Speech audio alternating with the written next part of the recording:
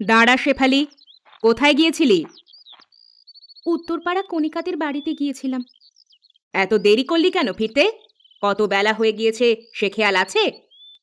ভুল হয়ে গেছে মা। মাকে একটু রান্নার কাজে সাহায্যও তো করতে পারিস। আচ্ছা চলো। আর আরেক শাহজাদি কোথায়? সেও তো বাড়িতে ফেরেনি। রোজিনা কণিকার ওখানে গল্প করতেছে। আসুক আজ বাড়িতে, তার গল্প করা আমি বের করছি। তুই রান্নাঘরে যা, ভাত বসিয়ে দিয়েছি, দেখ গিয়ে হয়েছে কিনা। যাচ্ছি। মা, ভাত হয়ে গিয়েছে, নামিয়ে ফেললাম। তাই এটা আবার তোরে বলে দেওয়া লাগবে নাকি? নামিয়ে রাখ, আমি আসছি।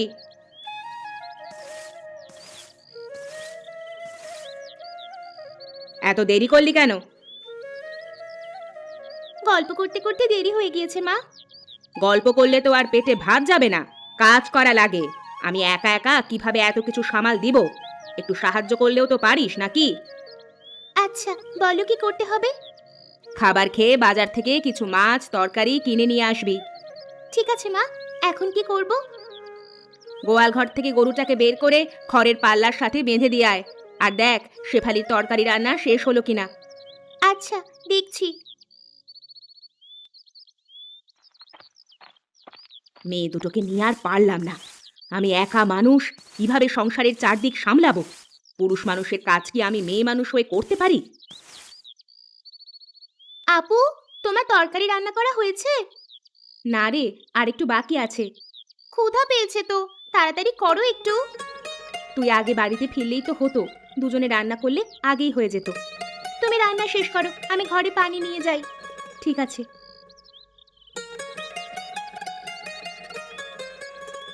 কই তোরা, ভেতরে আয়, ভাত খাবি না তোরা?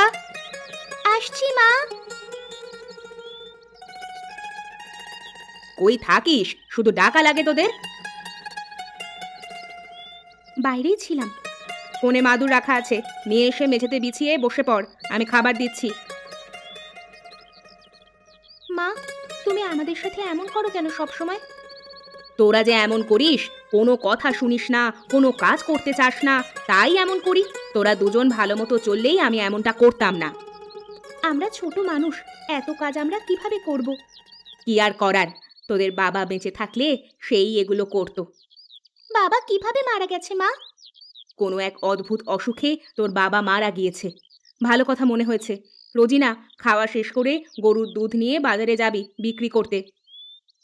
আচ্ছা মা। শেফালি, তুমি দুধ দোয়াবে। ঠিক আছে, আমাকে আরেকটু ভাত দাও তো। প্লেটটা এগিয়ে দে। তোমার দুধ দোয়ানো হলো? না, প্রায় হয়ে গেছে। আর কত সময় লাগবে তোমার? বাজারে যেতে তো দেরি হয়ে যাবে।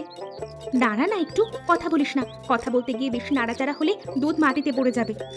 ঠিক আছে, তুমি তাড়াতাড়ি শেষ করো। ধর, দুধ দোয়ানো হয়ে গিয়েছে, আমি গরুটাকে কিছু খাবার দিই। আচ্ছা দাও। মা, মা, বাহিরে আসো। ডাকাডাকি করছিস কেন? কি মাছ নিয়ে আসবো? বড় মাছ তো অনেক খেলাম, আজকে ছোট মাছ নিয়ে আসিস। আর 1 কেজি আলু নিয়ে আসবি। ঠিক আছে, আর কিছু লাগবে? আর কিছু লাগবে না, তাড়াতাড়ি বাজারে যা, পরে গেলে আবার দুধ বিক্রি করতে পারবি না। আচ্ছা, যাচ্ছি।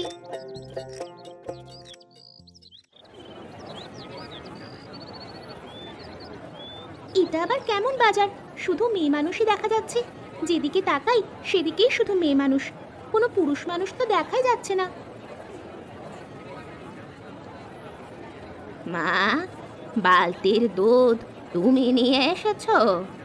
হ্যাঁ দিদিমা। কত করে কেজি? 50 টাকা কেজি। আচ্ছা, আমাকে 2 কেজি দাও তো মা। আমার কাছে 3 কেজি দুধ আছে, সবটুকু দিয়ে আপনাকে।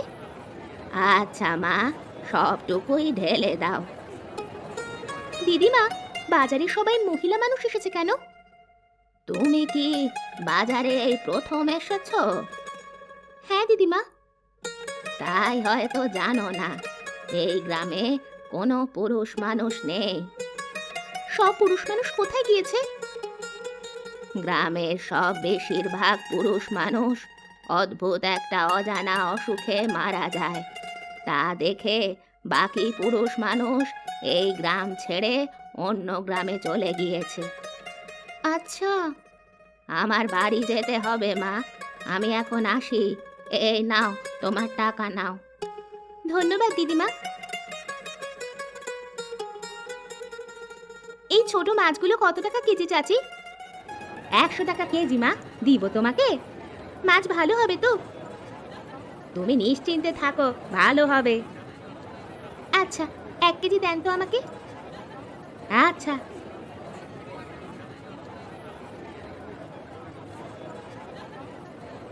চাচি, 1 কেজি আলু দেন আমাকে। এই নাও মা, 20 টাকা দাও। এই নিন।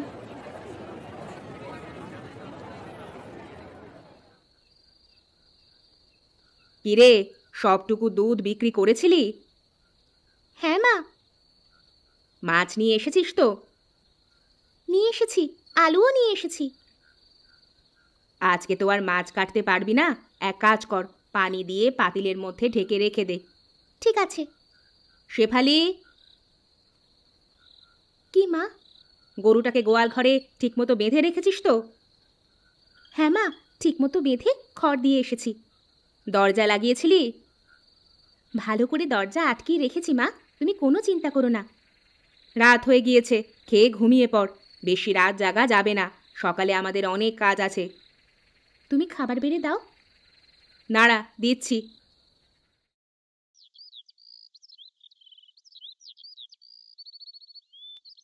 মা, মা, দেখো, সর্বনাশ হয়ে গেছে।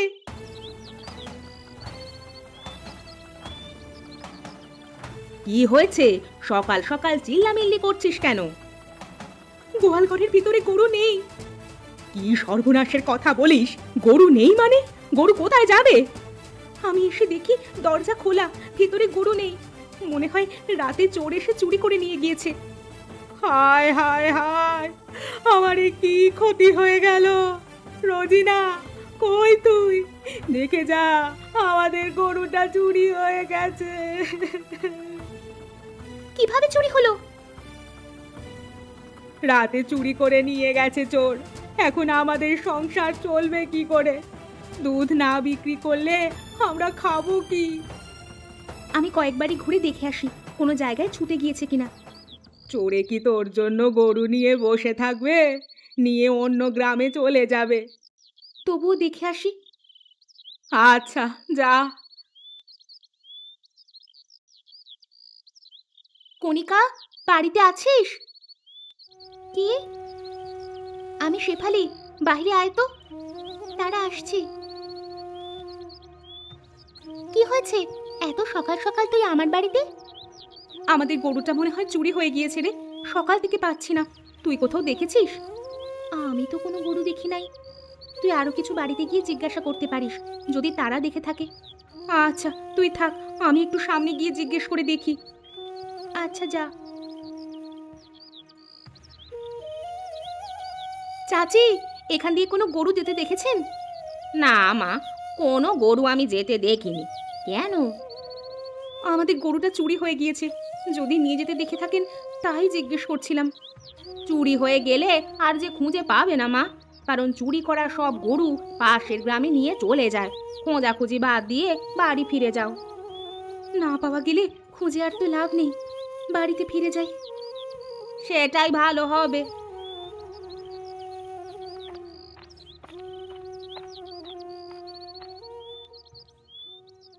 না মা, পেলাম না। চুরি হয়ে যাওয়া জিনিস কি আর পাওয়া যায় যে খুঁজে পাবি? পাশের বাড়ি চাচি বলল চুরি করা গরু পাশের গ্রামে নিয়ে চলে যায়। তাহলে তো সব আশা শেষ। এখন আমাদের কিভাবে চলবে? ভেঙে পড়ো না মা, কোনো একটা ব্যবস্থা ঠিক হয়ে যাবে। লাউয়ের মাচা দিলে কেমন হয় মা? লাউ ধরলে বাজারে বিক্রিও করতে পারবে, খেতেও পারবে। কোনো একটা কিছু তো করা লাগবে। লাউয়ের চাষই করি না হয়। আমি বিকেলে গিয়ে লাউয়ের চারা গাছ নিয়ে আসবো, তোমরা জায়গা ঠিক করে মাচা তৈরি করে রেখো। আচ্ছা। এখন আর মন খারাপ করে বসে থেকে কি হবে মা? গরু তো আর ফিরে আসবে না। ঘরে চলো, রান্না বান্না শুরু করি। চল।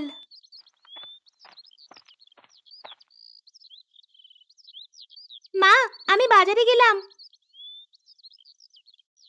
যা, ভালো গাছ নিয়ে আসবি। আমরা সবকিছু রেডি করে রাখবো। আচ্ছা।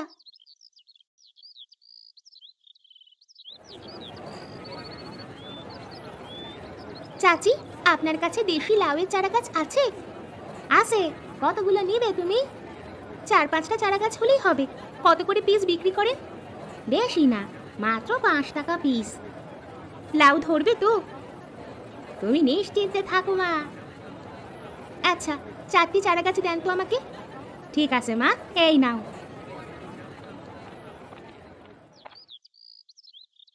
মা, ও মা, বাহিরে এসো।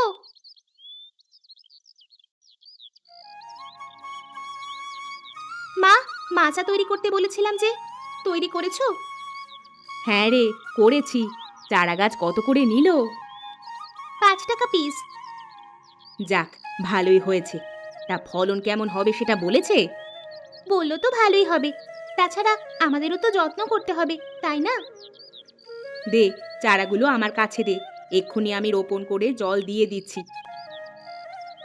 দেখেছিস রোজিনা, লাউ পাতাগুলো কেমন সবুজ আর বড় বড় হয়েছে?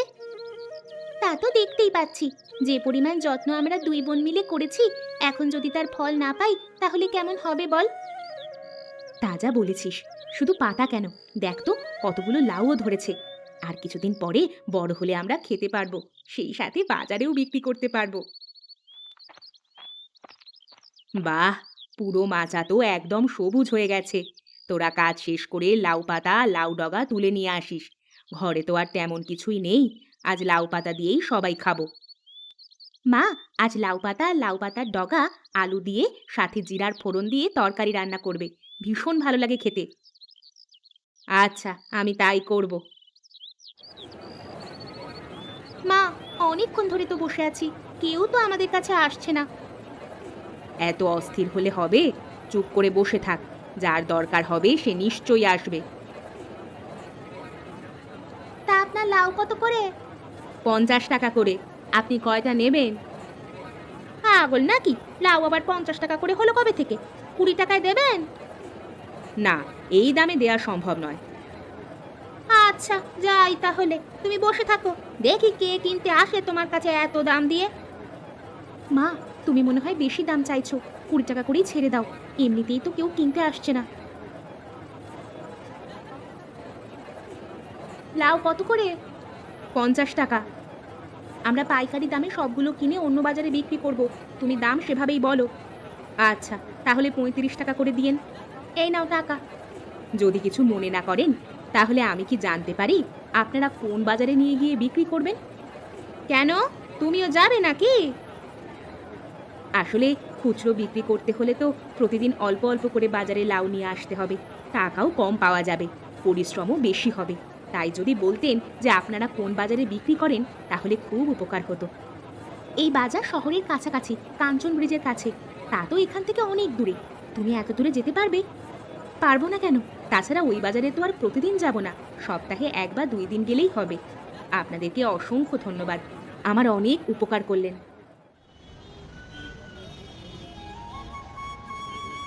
ভাই, আমরা 3 জন যাব কাঞ্চন ব্রিজ। ভাড়া কত করে? হ্যাঁ, বস্তা তো আমারই। তা বস্তার ভাড়া কত করে চাইছেন? ভাই, আমাদের ওপর এত জুলুম করবেন না দয়া করে। আমাদের কাছে 120 টাকাই আছে, দয়া করে নিয়ে চলুন।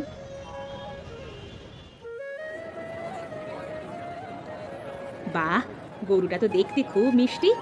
আপনার পালিত গরু বুঝি?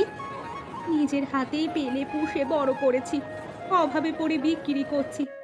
তা না হলে আমি নিজেই রেখে দিতাম, কখনো বিক্রি করতাম না। তা আমি নিতে চাইলে কত রাখবেন দাম? একদম 25,000। 25,000 তো বড্ড বেশি হয়ে যায়। একটু দেখেন না, যদি আর একটু কমে পারেন। বললাম তো, আমার খুব শখের গরু এটা। আচ্ছা, 20,000 দিয়েন। আচ্ছা, এই নিন, 20,000ই আছে, গুনে নিন। এবার বুঝি আমাদের কষ্টের দিন শেষ হবে। এতদিন পরে হয়তো আবার আগের মতো করে চলতে পারবো। শেফালি, গরুটাকে খাবার দিয়েছিস? এইমাত্র দিয়ে আসলাম। কি রে রোজিনা, তুই আবার কি ভাবছিস? মা, আমি ভাবছি এত কষ্ট করে খেয়ে না খেয়ে এই যে গরুটা কিনলাম, আবার যদি চুরি হয়ে যায়। তুই ঠিক কথাই বলেছিস মা। এত কষ্ট করে কেনার পরে যদি আবার হারাই, তাহলে আমি সত্যিই পাগল হয়ে যাব। মা, ভেবো না, আমি কালকেই গোয়াল ঘরের একটা শক্তপোক্ত ব্যবস্থা করব। শুধু চোর কেন, চোরের 28 গোষ্ঠী এলেও গরুর সন্ধান পাবে না।